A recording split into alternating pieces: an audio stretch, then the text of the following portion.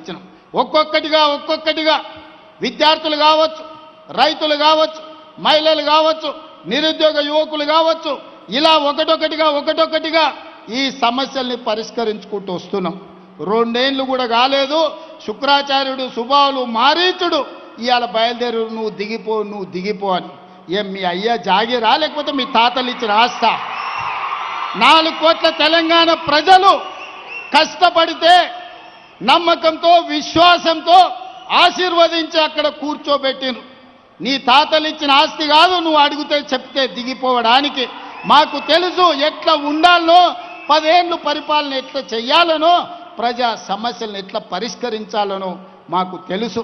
మా జిల్లా అంటే నీకు చిన్న చూపు ఉండొచ్చు, ఎందుకంటే ఎక్కడి నుంచో వలస వస్తే కడుపులో పెట్టుకొని చూసుకొని భుజాల మీద మోసి పార్లమెంటుకు నిన్ను పంపిస్తే, పాలమూరులో ఊరు లేకపోయినా పార్లమెంటులో నోరెత్తకపోయినా మేము నిన్ను చిన్న మాట పల్లెత్తు మాట అనలేదు. కాబట్టి పాలమూరు వాళ్ళంటే నీకు చిన్న చూపు ఉండొచ్చు, కానీ అది మా మంచితనం, మా చేతగాని తనం కాదు.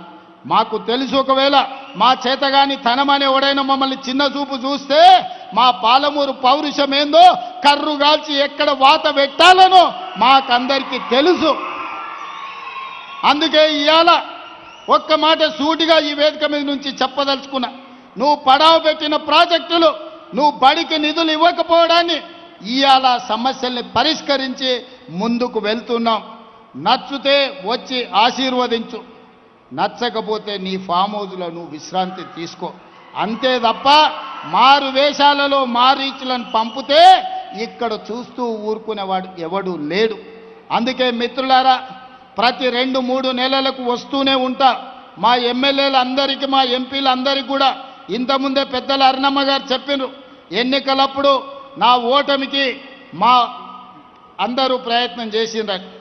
నేనేం దాపరికం లేదు, నేను నిలబడితే కూడా అన్ని మీటింగులు చేయను, అంతకంటే ఎక్కువ మీటింగులు మహబూబ్నగర్ ఎంపీ కోసం వంశీచంద్ర రెడ్డిని గెలిపించడం కోసం తిరిగిన. ఒకవేళ నేనే నిలబడితే 4 మీటింగులు చేస్తోని, కానీ వంశీచంద్ర రెడ్డిని గెలిపించాలి, మా అరుణమ్మను ఓడగొట్టాలని 14 మీటింగులు పెట్టిన మహబూబ్నగర్ పార్లమెంట్లో. కానీ ప్రజలు వారిని ఆశీర్వదించారు, గెలిపించారు. ఎన్నికలు అయిపోయినాయి. ఎన్నికల తర్వాత రాజకీయాలు లేవు, కుట్రలు కుతంత్రాలు లేవు. ఈ దేశానికి ప్రధానమంత్రి నరేంద్ర మోడీ, మహబూబ్నగర్కు పార్లమెంటు సభ్యులు డీకే అరుణమ్మ, తెలంగాణ రాష్ట్ర ప్రభుత్వంలో మేమున్నాం, కేంద్ర ప్రభుత్వంలో వాళ్ళు ఉన్నారు. ఇచ్చి పుచ్చుకునే ధోరణితో సమస్యల పరిష్కారం కోసం, సమస్యల్ని పరిష్కరించి పాలమూరు అభివృద్ధి కోసం కలిసిమెలిసి ముందుకు వెళ్తాం తప్ప ఈనాడు మేము చిల్లర రాజకీయాల కోసం, లేకపోతే ఈ ప్రాంత అభివృద్ధిని అడ్డుకునే సమస్యనే లేదు. అందుకే మిత్రులారా, ఇది గిట్టని వాళ్ళు కొంతమంది ఉంటారు, అంటుంటారు రేవంత్ రెడ్డి వైపు పదే మోడీని కలుస్తారని. కలవకపోతే ఏం చేస్తామే? అనుమతులు రావాలి, నిధులు తేవాలి అంటే ఇచ్చే వాళ్ళని కలవాలనా లేదా? ఇవాళ మీరు ఇందిరమ్మ ఇల్లు కావాలంటే స్థానిక ఎమ్మెల్యేని కలుస్తలేరా? మీ వార్డులో పనుంటే వార్డు మెంబర్ను సర్పంచ్ను కలుస్తలేరా? ఈరోజు గ్రామంలో ఏదైనా అభివృద్ధి జరగాలంటే సర్పంచ్ ఎంత కీలకమో, ఈ దేశంలో ఏ రాష్ట్రమైన అభివృద్ధి జరగాలంటే ప్రధానమంత్రి గారు కూడా అంతే కీలకం. దేశ ప్రధానమంత్రిగా వారిని గౌరవిస్తాం. మన రాష్ట్రానికి రావాల్సిన నిధులు, అనుమతులను తెచ్చుకుంటాం. ఎన్నికలు వచ్చినప్పుడు ఆనాడు మహబూబ్నగర్ పార్లమెంట్లో ఏ వాతావరణం ఉండేనో మళ్ళీ ఎన్నికల్లో పోటీ పడతాం, కాంగ్రెస్ పార్టీని గెలిపించుకోవడానికి ప్రయత్నం చేస్తాం. ఎన్నికల్లో కాంప్రమైజ్ అయ్యేది లేదు, అభివృద్ధిలో కూడా కాంప్రమైజ్ అయ్యేది లేదు. నాకు వాళ్ళు శత్రువులు వీళ్ళు శత్రువులు అని మాట్లాడుతుంటారు. నాకెవ్వరు శత్రువులు లేరు. శత్రువు అనుకున్నోని 2023లో బండకేసి కొట్టినా, 2024లో పార్లమెంటులో గుండు సున్నా ఇప్పించిన, మల్కాజ్గిరిలో ఉన్న కంటోన్మెంట్ ఎమ్మెల్యే వాళ్ళ ఎమ్మెల్యే చనిపోయినా గెలిపించుకున్నా, నిన్నగాక మొన్న జూబ్లీ హిల్స్లో గెలిపించుకున్న సర్పంచ్ ఎన్నికల్లో 66%తో ఈరోజు గెలిచిన. ఆయన నడుమిరిగి ఫామ్ హౌజులు ఉంటే ఆయనను శత్రువు అని నేనెందుకు అనుకుంటా? ఆయన లేచి చక్కగా నిలబడ్డప్పుడు కదా నేను మాట్లాడేది. అందుకే నాకెవరు శత్రువులు లేరు. రాజకీయ ప్రత్యర్థులుంటే ఎన్నికల్లో ఓడించినాం, ప్రభుత్వాన్ని ఏర్పాటు చేసుకున్నాం.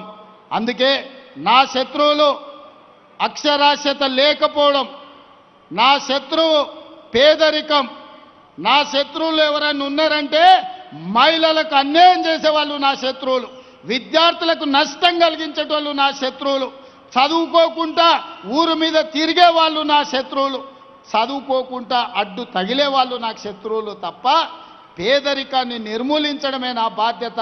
నా శత్రువైన పేదరికాన్ని తెలంగాణ సరిహద్దులు దాటే వరకు తరమాలన్నదే నా లక్ష్యం.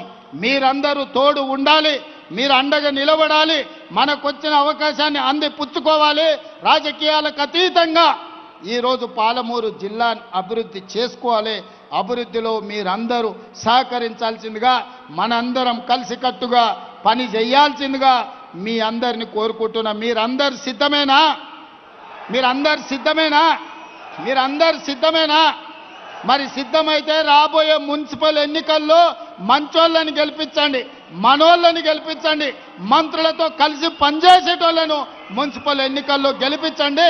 మున్సిపల్ ఎన్నికల తర్వాత మళ్ళీ వస్తా, మిమ్మల్ని కలుస్తా, మళ్ళీ 100 కోట్ల నిధులు తెచ్చి పాలమూరు జిల్లాను అభివృద్ధి చేసే బాధ్యత నాది, మనందరిదని తెలియజేస్తూ మీ అందరి దగ్గర సెలవు తీసుకుంటున్నాను.